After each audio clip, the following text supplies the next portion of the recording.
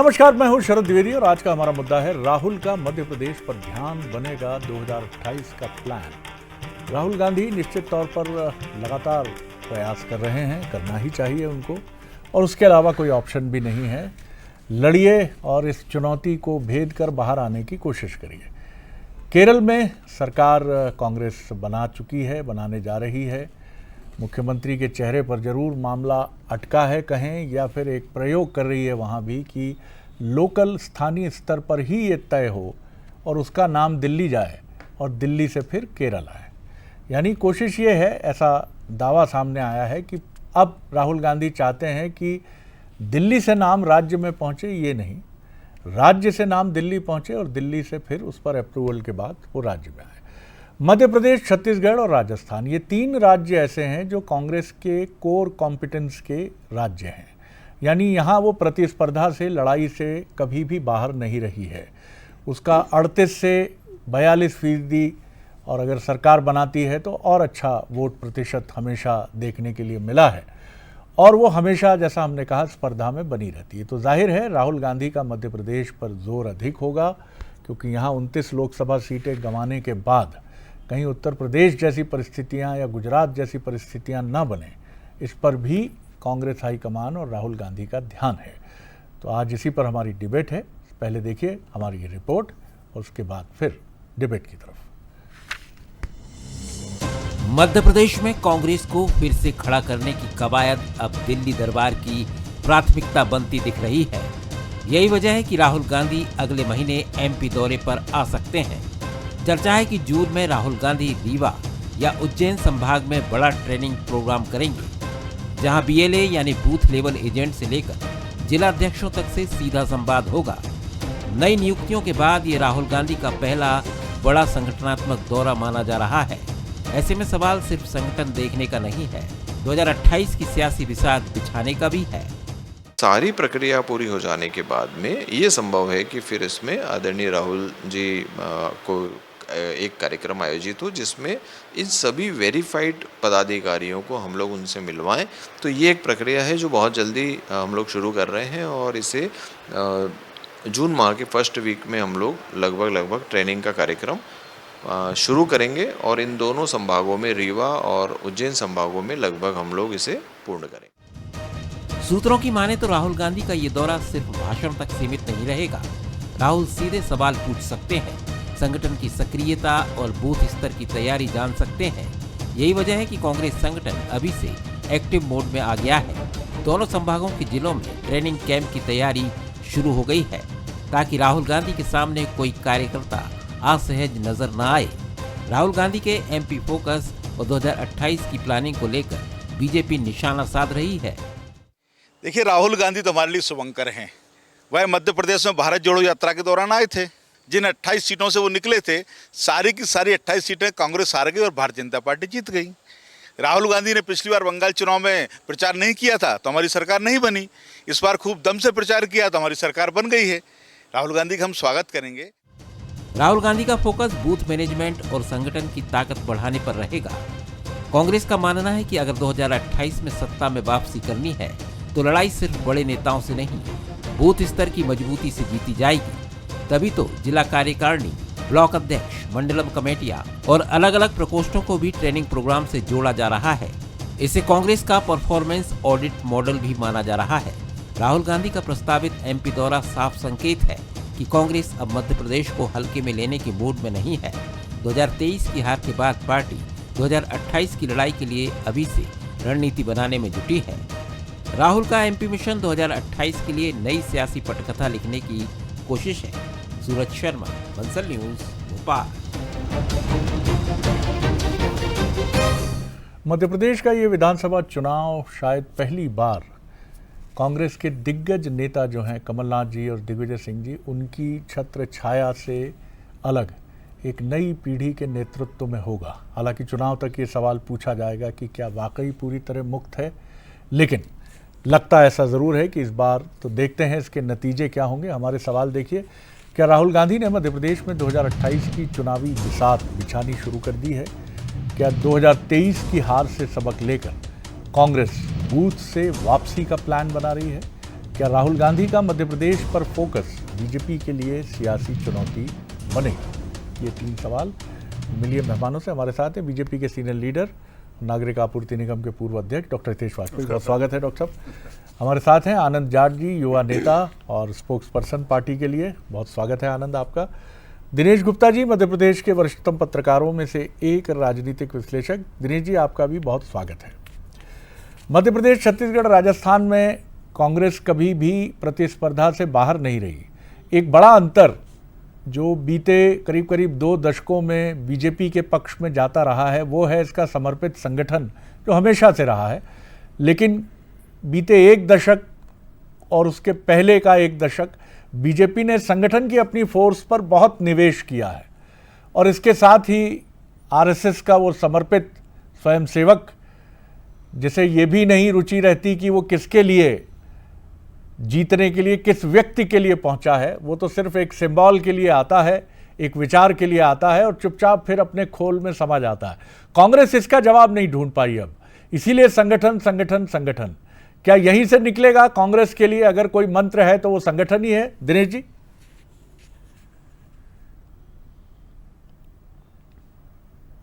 में चीज़ें बताई तो केवल एक ही चीज़ कांग्रेस के बारे में कह सकते थे कि उन्होंने इन राज्यों में, इन तीनों राज्यों में अपनी सत्ता गंवाई है, तो उसका एकमात्र कारण है गुटबाजी, गुटबाजी, गुटबाजी। इसके अलावा कुछ नहीं किया कांग्रेस ने। यदि भारतीय जनता पार्टी बूथ पर मजबूत हुई तो वो कांग्रेस की गुटबाजी कारण थी। यदि दिग्विजय सिंह और कमलनाथ चुनाव जब शबाब पर होता है तब कुर्ता फाड़ राजनीति करते हैं, तब भी मध्य प्रदेश को वो कमज़ोर करते हैं और गुटबाजी करते हैं। इस गुटबाजी का केंद्रीय नेतृत्व से कोई संबंध नहीं है। यहाँ के जो नेता हैं वो केवल जो है, उन्होंने अभी तक जो राजनीति की है वो अपने हित के लिए की है, और संयोग ऐसा रहा कि वो चुनाव जीतते रहे। वो 2 चुनाव से ज़्यादा नहीं जीतते थे, तीसरे में तो जो है उनका विरोधी दल आ ही जाता था। तो कांग्रेस के संगठन पर काम किसी नेता ने नहीं किया, अपने सपोर्टर्स को समझाने का काम किसी ने नहीं किया। अभी आप बालाघाट में अजय सिंह जी दौरे कर रहे हैं, उनका ताज़ा बयान तो चर्चा में है ही ना, कि उन्होंने कहा कि कांग्रेसी जो है अपने कार्यकर्ता को नहीं समझा पाते हैं। तो जब तक जो है आपका कार्यकर्ता आपके नियंत्रण में नहीं है और आपका नेता तय नहीं है, तब तक जो है कांग्रेस कोई भी प्रयास कर ले। अब तो मतलब ये मध्य प्रदेश में स्थापित है कि कांग्रेस हमेशा सुसाइडल मोड में रहती है।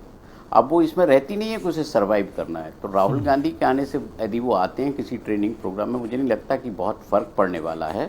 और वो आएंगे कैसे? अभी तो 27 के चुनाव है ना 4-5 राज्यों के, तो 28 के चुनाव की तैयारी वो अभी 27 में इतने गंभीर हो जाएंगे, मुझे नहीं लगता जी। तो दिनेश जी का कहना है कि सफल होने के लिए कांग्रेस को अपने सुसाइडल मोड से तो निकलना ही पड़ेगा, क्योंकि वहीं वो अटक जाती है। और सुसाइडल मोड का मतलब है गुटबाजी। जितनी बीजेपी संगठन में मजबूत है, कांग्रेस गुटबाजी में मजबूत है। ये एक बीमारी तो है, और अजय सिंह, राहुल भैया ने इसी का जिक्र महाकौशल के बालाघाट में किया है। डॉक्टर हितेश वाजपेयी, राहुल गांधी को आप कितनी गंभीरता से लेते हैं? वो आपके एक नेताजी की प्रतिक्रिया से बात हुई, लेकिन फिर भी मुझे लगता है लोकतंत्र में आप समझते हैं उन चीज़ों को, इसलिए उस पर मैं नहीं जाऊंगा। लेकिन आप कैसे देखते हैं, क्या अब बीजेपी इतनी स्ट्रांग हो गई है कि अब उसे फ़र्क नहीं पड़ता और वो अपने ही बनाए हुए ताकतवर मोड पर जो चल रही है उसमें पूरी ताकत से आगे बढ़ रही है, और इसी में राहुल गांधी का आना? देखिए शरद जी, 2 चीज़ें हैं जिन परिप्रेक्ष्य में आप राहुल जी को देख सकते हैं। पहली चीज़ तो निर्विवाद वो भारत के कैबिनेट लीडर हैं, लीडर ऑफ अपोजिशन हैं, और कांग्रेस के शीर्षस्थ नेता हैं। पद उनका कुछ भी हो संगठन में, लेकिन he is the most towering personality in the, और डिसाइसिव भी है।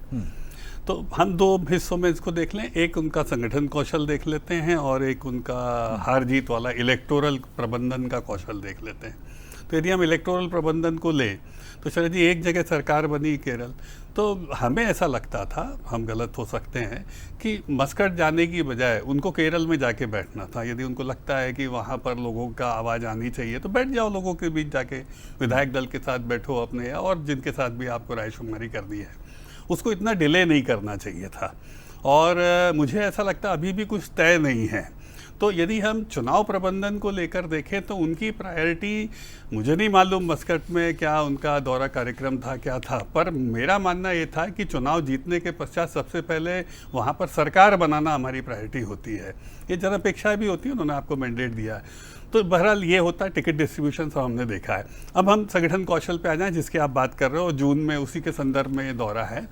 मुझे बताइए शरद जी, अभी जैसे उनका टैलेंट हंट चल रहा है, आप बताइए हमारे साथ संजय यादव जी बैठते, तरुण भानोट साहब बैठते, शोभा ओझा जी, आनंद जाट साहब बैठे हुए, इन सबको किसी टैलेंट हंट की ज़रूरत है क्या शरद जी? ये सब बहुत के मिश्रा जी हो गए, ये लोग सब बहुत अध्ययन करने वाले लोग हैं और इनके साथ बैठ के एक अच्छे हमारी डिबेट भी होती है। तो मुझे ये मॉडल समझ में नहीं आया। तो इसको लोग कहते हैं ये एनजीओ मॉडल है राहुल जी का। हमने कई बार सुना, आपने भी सुना है कि राहुल जी एक एनजीओ मॉडल को लेकर चलते हैं, जिसको एनजीओ मतलब नॉन गवर्नमेंटल ऑर्गेनाइजेशन मॉडल। तो नॉन गवर्नमेंटल ऑर्गेनाइजेशन मॉडल अंत में मुझे लगता है कि वो नॉन गवर्नमेंटल ऑर्गेनाइजेशनल लीडर की तरफ राहुल जी को ले जाता है, इसीलिए उनके बनाए हुए लीडर रिजेक्ट होते हैं। आपने कहा जैसे केरल में उन्होंने बोला कि नीचे से नेता आना चाहिए, जो दिल्ली में नाम जाना चाहिए। इट्स वेरी गुड, लोकतंत्र में यही होता है, अच्छी चीज़ है ये। लेकिन वहीं आप देखेंगे तो आप देखेंगे क्या प्रदेश अध्यक्ष का चुनाव क्या नीचे से हो रहा है, क्या कंसेंसस से हो रहा है क्या? अगेन कोई निजी टिप्पणी नहीं और ना मैं इस पे कोई टीका करना चाहता हूं, लेकिन मुझे ऐसा लगता है उसका ना होना, जो दिनेश जी ने कहा है कि फिर सब लोग सेपरेट हो जाते हैं। अजय यादव जी, अपना अजय सिंह जी घर बैठ जाते हैं, 9 बार के विधायक है, अरुण यादव जी अपने छोटे भाई के साथ, जेवी भाई, प्रियव्रत, दिग्विजय सिंह जी, आप देखो ना सब धीरे धीरे हट जाते हैं। और जो मैंने आपको बताया, जो बी लाइन के लोग हैं जो आगे के लिए देख रहे हैं, कमलेश्वर पटेल हो गए, संजय यादव जी हो गए, या तरुण भानोट साहब हो गए, शोभा ओझा जी, विजयलक्ष्मी साहब, बहुत सारे लोग हैं। आनंद जाट जी भी है। आनंद जाट जी पिछले मैं लगभग 15 सालों से तो उनको देख ही रहा हूँ अपने साथ बैठकर। तो इन लोगों की स्पेस कब बनेगी? तो मुझे लगता है इस पर ध्यान देना चाहिए और आज की डेट में तो संभालना चाहिए आगे, ना कि इस समय कोई नए टैलेंट खोजने की जरूरत है। आपके पास जो है उनको संभाल लीजिए साहब, उनको संभाल लीजिए और ये लड़ेंगे ये लोग। तो मुझे लगता है ऑर्गेनाइजेशनल लेवल पर उनकी अप्रोच अभी भी मैं बहुत मैच्योर नहीं मानता हूँ। बड़ा आपने आज बैलेंसिंग वे में चीजों को सामने रखा है। बिलो बेल्ट हिटिंग यस, ये चीज पर्सपेक्टिव रखा है मैंने, ओपन टू डिस्कशन। सवाल कुछ गंभीर तो है। आनंद जी की बात सही है। मैं नहीं कहता कि राहुल जी का मॉडल या कांग्रेस का मॉडल बीजेपी जैसा होना चाहिए या हो, कोई ज़रूरी नहीं है। लेकिन नरेंद्र मोदी जी पश्चिम बंगाल में जैसी धुआंधार रैलियां करते हैं, हाँ, मैं वो भी नहीं कहता उनकी उम्र क्या है, छोड़िए उसको। लेकिन राहुल जी का उस तरह का है कि केरल में अगर आपको संकेत है, मैं डॉक्टर साहब के सवाल को आगे बढ़ा रहा हूँ, तो धूम मचा देते आप, लगातार रैलियां करते। जब वायनाड इम्पैक्ट इतना है, जैसा मीडिया का एक इम्प्रेशन आया कि प्रियंका जी और राहुल जी का वायनाड इम्पैक्ट बड़ा मजबूत है, और मजबूत हो सकता था। नहीं, बिल्कुल ठीक है आपका कहना। मैं 2-3 चीज़ें कहना चाहता हूं जो गुप्ता जी ने कही। आपका सवाल भी है, भाजपा के मेरे मित्र भी कह रहे हैं। मैं जो इतिहास के नज़रिए से देखता हूं तो कांग्रेस पार्टी में 3 लीडर हुए हैं जिनके नेतृत्व में बहुत सारे नेताओं का उदय हुआ है। सबसे पहले महात्मा गांधी के नेतृत्व में पंडित जवाहरलाल नेहरू, मौलाना अबुल कलाम आज़ाद, आपके बाबू जगजीवन राम, लाल बहादुर शास्त्री, जो स्वतंत्रता आंदोलन की पूरी पीढ़ी है, वो 70 के दशक तक वो चलती रही वो पीढ़ी। फिर उसके बाद संजय गांधी जी के नेतृत्व में कमलनाथ जी और उनके साथ के बहुत सारे लीडर्स डेवलप हुए। राहुल गांधी जी के नेतृत्व में तीसरी बार कांग्रेस के किसी नेता ने अपने हिसाब का नेतृत्व पैदा किया जो जनता के प्रति समर्पित है। राहुल गांधी जी जिन लोगों को राजनीति में बड़ा मंच देकर आए, अभी हितेश जी कह रहे थे कि उन्होंने जिन लोगों को नेता बनाया उन्होंने कोई परफॉर्मेंस नहीं दी। ज्योतिरादित्य सिंधिया उन्हीं के समय के नेता हैं, आज भाजपा में हैं और केंद्रीय मंत्री हैं। तो आप जिसके अंदर नेतृत्व क्षमता नहीं होती है उसे भी नेतृत्व दे देते हैं क्या? जितिन प्रसाद केंद्रीय मंत्री हैं, कांग्रेस से ही गए हैं, राहुल गांधी जी की टीम के अहम हिस्सा रहे हैं, आरपीएन सिंह है, ऐसे बहुत सारे नाम हैं। तो आप आलोचना करने के लिए कुछ भी कर सकते हैं। आपकी पार्टी 3 चुनाव जीती है, मेरी पार्टी लगातार 12 लोकसभा के चुनाव जीती है, तो ये हार जीत अलग विषय है। और संगठन सृजन पर जो आपका मूल प्रश्न है आज के डिबेट का, उस प्रश्न पर अब मैं आता हूं। तो उसमें सीधे और स्पष्ट तौर पर मैं ये बात कहना चाहता हूं कि संगठन सृजन का जब पिछले साल शुरुआत हुई थी, उससे लेकर आज तक हम अंतिम चरण में पहुंच चुके हैं। मतलब ग्रास रूट लेवल पर जिला कार्यकारिणी को जो है हम पूरे प्रदेश के अंदर 71 हमारे संगठन के जिले हैं, ग्रामीण और शहर मिलाकर, उन जिलों में हम कार्यकारिणी बनाने के बहुत करीब हैं। और अभी तक मतलब ऐसा होता था कि कई जगह जो है कागज पर कार्यकारिणी नहीं बन पाती थी, एक्चुअल तो छोड़ दीजिए। अब हम जो ये संगठन की जो कार्यकारिणी है इसको पूरे एक्चुअल वेरिफिकेशन के साथ तैयार कर रहे हैं। हितेश जी भी अगर वहाँ किसी नंबर को देखेंगे और फ़ोन लगा देंगे तो वो आदमी आपको वहाँ मौजूद मिलेगा। जब हम ये वेरिफिकेशन की प्रोसेस पूरी कर लेंगे तो आदरणीय हरीश चौधरी जी, जीतू पटवारी जी और उमंग सिंघार जी के नेतृत्व में हम एक कार्यक्रम करेंगे, और उस कार्यक्रम के बाद जो है पूरे प्रदेश का कार्यक्रम करने के बाद राहुल गांधी जी उस कार्यक्रम में पहुंचेंगे। बात पूरी कर लें आनंद जी। हाँ बोलिए डॉक्टर साहब। मैं इतना कहना चाहता हूँ आनंद भाई, मैं आपके सारे कटाक्ष ले लेता हूँ, पर चूंकि नहीं, कटाक्ष नहीं, ले लेता हूँ, मैं है। उसी में से ये बात करना प्रश्न रख रहा हूँ कि देखिए, कांग्रेस में या देश में नेता कागज से नहीं आते, जमीन से आते हैं, ना कोई बनाता है उनको, और कांग्रेस इसी रूप में जानी गई है। इसको आप नकारेंगे नहीं, चाहे आज़ादी के पहले हो या आज़ादी के बाद हो। और मैं बस केवल एक बात कहना चाहता हूँ, 10 सेकंड में एक बात, एग्री। और आपने जिन नेताओं का नाम लिया, ये सब जमीनी नेता थे जो आगे बढ़कर आए। हमारा कहना यह है कि इनको वो सांगठनिक रूप से शरद जी रिटेन नहीं कर पाए। दूसरी बात, मुझे 2 नेता बताइए जिनको राहुल गांधी जी ने जन्म दे दिया। जवाब दीजिए। हाँ, जवाब दीजिए। बहुत सीधे और स्पष्ट तौर पर मैं खुद जिसकी तारीफ आप में कसीदे गढ़ रहे हैं, मैं टैलेंट हंट से आया हूं। और टैलेंट हंट इसलिए किया जाता है क्योंकि कांग्रेस पार्टी जो है वो आम जनता की पार्टी है। तो आम जनता के गैर राजनीतिक पृष्ठभूमि वाले लोग कैसे आएंगे राजनीति करने की, जिनमें इच्छा है, वो कैसे नेतृत्व तैयार होगा? वो टैलेंट हंट उस प्रक्रिया का हिस्सा है। 2 नेता नहीं बताया आपने, राहुल जी ने, जो अगली बार राष्ट्रीय स्तर पे बताऊंगा। पवन खेड़ा जी और सुप्रिया जी को छोड़कर। दिनेश जी, टैलेंट हंट तो हर पार्टी में है, लेकिन बीजेपी की भी बात करें तो क्या बीजेपी अपने नेताओं को बिना किसी प्रतिभा के पैमाने के मापन के बिना लेकर आती? बिल्कुल नहीं। लेकिन वो घोषणा नहीं करती कि हमने इनका चयन, डॉक्टर हितेश वाजपेयी का चयन हमने टैलेंट हंट के जरिए किया। मैं फिर उसी सवाल पर आता हूं जो डॉक्टर वाजपेयी ने खड़ा किया। क्या एक मॉडल जो राहुल गांधी जी का है वो किसी, मैं एनजीओ की भी बात नहीं करता, लेकिन वो क्या किसी ऑर्गेनाइजेशनल सेटअप से निकला हुआ उनका मॉडल है? कभी वो थर्ड जेंडर की बात करते हैं, अभी तो नहीं हो रही है, लेकिन मुझे याद है कि 2 इलेक्शन पहले थर्ड जेंडर की बात उन्होंने की थी। तो कहीं ना कहीं एक, मैं कहूँगा उसको, एक अच्छा नज़रिया है उनका, मानवतावादी नज़रिया है, लेकिन राजनीति की कठोर और व्यवहारिक ज़मीन पर यह नज़रिया टकराता है और कई बार शायद इररिलेवेंट होने की तरफ बढ़ता है। जी दिनेश जी। जी देखिए, देश की जो राजनीतिक सोच है वो राहुल गांधी अभी तक उसको भांप नहीं पाए कि देश किस तरह की राजनीति को देखता है और सोचता है और किस तरह के नेता चाहता है। तो आपको यदि बेसिक्स पर आप यदि चूक कर रहे हैं तो आप कितनी भी बात कर लीजिए, भाई कंपटीशन है, जब तक आपके ओपन कंपटीशन है कांग्रेस में, अच्छी बात है। तो आप नेता जो है चाहे गुटबाजी के आधार पर बनाए, चाहे किसी भी आधार पर बने, नेता तो आए कम से कम। आप मध्य प्रदेश कांग्रेस में ही देखिए ना कि लगभग 4.5 दशक तक कुछ चेहरे राजनीति करते रहे, नया नेतृत्व नहीं आ पाया। क्यों नहीं आ पाया? जो आया वो अपना परफॉर्मेंस नहीं कर पाया। यदि अरुण यादव जी कहीं ना कहीं यदि उपेक्षित हैं, उनको कोई इम्पोर्टेंस नहीं मिल रही, तो कुछ जो है वजह होगी। क्या पार्टी ने उस तरह की वजह खोजने की कोशिश की? तो ऐसे बहुत सारे कारण हैं जो ये सवाल खड़े करते पूरी कांग्रेस में। कोई मध्य प्रदेश की ये स्थिति नहीं है। उत्तर प्रदेश में जब कांग्रेस खत्म हुई तो तब राहुल गांधी नहीं थे। बहुत सारे राज्यों में, बिहार में जब कांग्रेस खत्म हुई तब राहुल गांधी नहीं थे। ये जो कांग्रेस का परंपरागत सोच के साथ जो राहुल गांधी अभी आगे बढ़ रहे हैं, उसमें उन्होंने कुछ परिवर्तन की कोशिश की। भाई आप एनएसयूआई या यूथ कांग्रेस, जो एक कहीं ना कहीं ऐसा होता है कि आप जो है एंट्री लेवल होता है पॉलिटिक्स का, वहाँ यदि आप इस तरह से चयन करेंगे कि साहब हम जो है वोटिंग कराएंगे, उसके आधार पर कराएंगे, तो मुझे लगता है लीडरशिप तैयार नहीं होती। फिर वोटिंग पर ज़्यादा ध्यान रहता है, अपने जो उनका वोटर है उस पर ज़्यादा ध्यान रहता है, मुद्दे पर ध्यान नहीं रहता, जन आंदोलन पर ध्यान नहीं रहता। कांग्रेस तो आंदोलन से निकली हुई पार्टी है।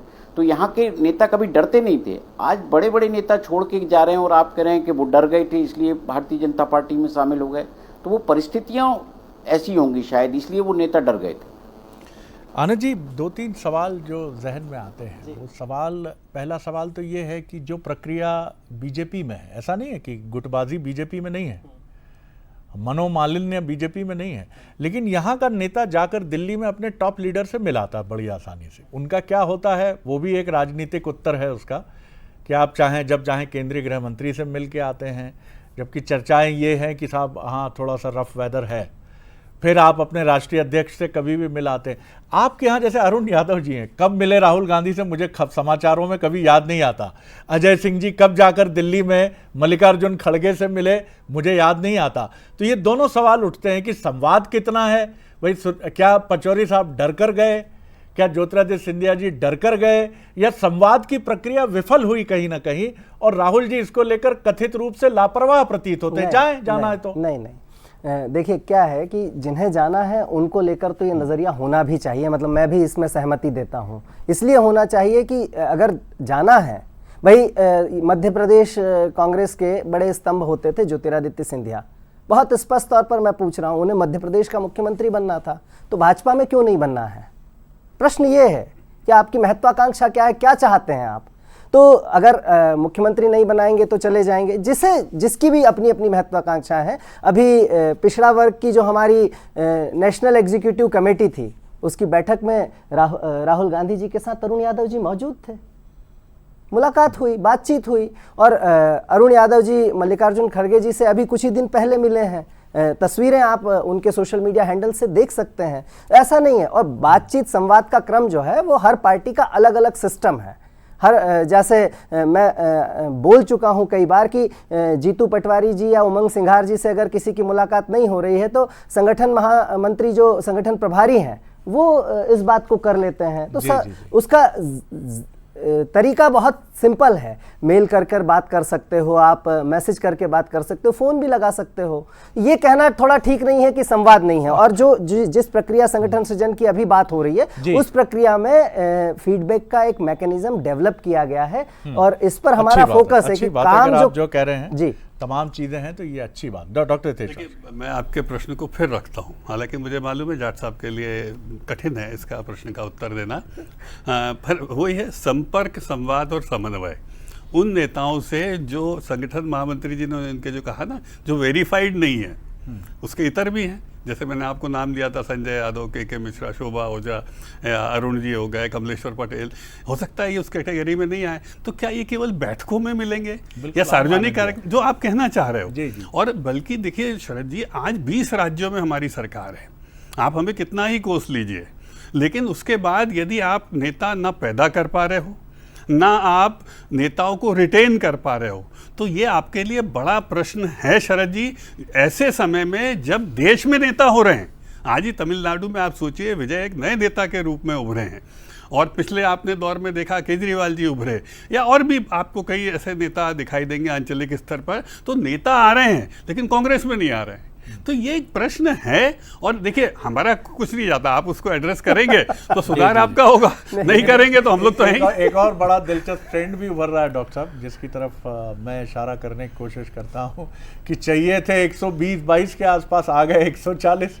ये हो रहा है अभी, आज ही बोलता है एआईएडीएम के जो है परेशान है, नोटिस जारी करके स्पीकर से कह रही है भैया सबको दल बदल कानून के। तो ये भी एक ट्रेंड है, कांग्रेस भले ही मध्य प्रदेश में इससे परेशान रहती है, लेकिन ये राष्ट्रव्यापी एक चुनौती है। लेकिन एक चीज से हम भी परेशान है सर जी कि बहुत बड़ी संख्या में आनंद जी जैसे ऐसे बहुत सारे नेता हैं जो काम करना चाहते हैं और धोखे से कभी वेरीफाइड में सूची में नहीं आए, तो साहब हमको संभालना पड़ता है उनको। तो वो काम हमें करना पड़ता है। मैं बस इतना कह रहा था कि संवाद की बात, जो कार्यकर्ताओं और नेताओं के बीच संवाद की बात कम से कम भाजपा ना करे, क्योंकि भाजपा में 2 नेता सोचते हैं और बाकी सब उसको फॉलो करते हैं।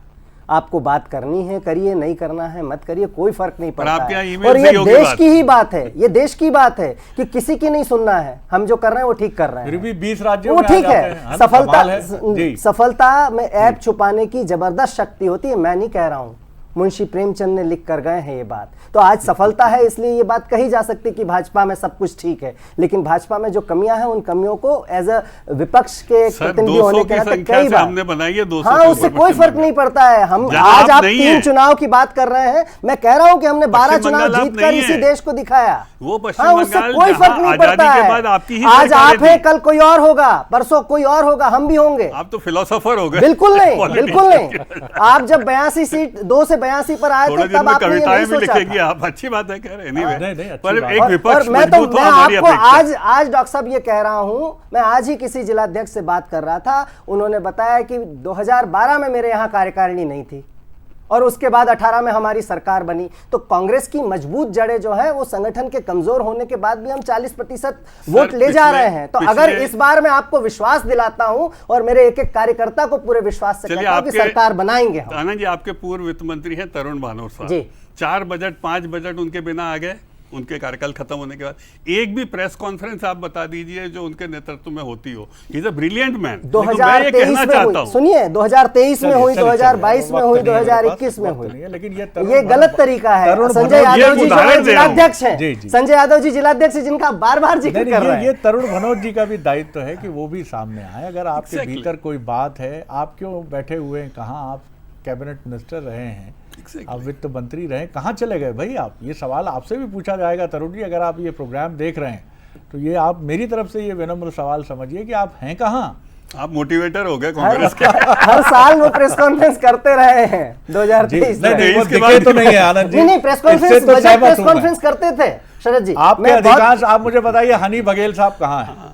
आप मुझे बता दीजिए। हिना कावरे जी, लखन घनघोरिया जी कहाँ हैं? सर हिना कावरे, लखन घनघोरिया जी सदन में ब्रिलियंट विधायक, उपस्थिति दर्ज कराते हैं। हनी बघेल जी सदन में प्रोमिनेंट उपस्थिति दर्ज कराते हैं। हिना कावरे जी कितनी ब्रिलियंट विधायक है, उनका कैमरे के सामने क्यों नहीं? हाँ, उनका करिए उपयोग, हम तो सुनते हैं। आना चाहिए, सामने आना। चलिए, बहुत शुक्रिया आप तीनों मेहमानों का कि विषय को बहुत गंभीरता से और बड़े विश्लेषणात्मक नज़रिए से आपने सामने रखने की कोशिश की, जो कम मिलता है देखने के लिए। और उसके बीच में बीजेपी और कांग्रेस के बीच में एक सौहार्द भी देखने को मिला, जो बहुत ज़रूरी है और इसके लिए दोनों इक्वली बिल्कुल प्रेज़ करने के पात्र हैं। डॉक्टर हितेश वाजपेयी चूँकि अनुभव में और वरिष्ठता में आगे हैं, इसलिए उनको विशेष रूप से धन्यवाद इसके लिए।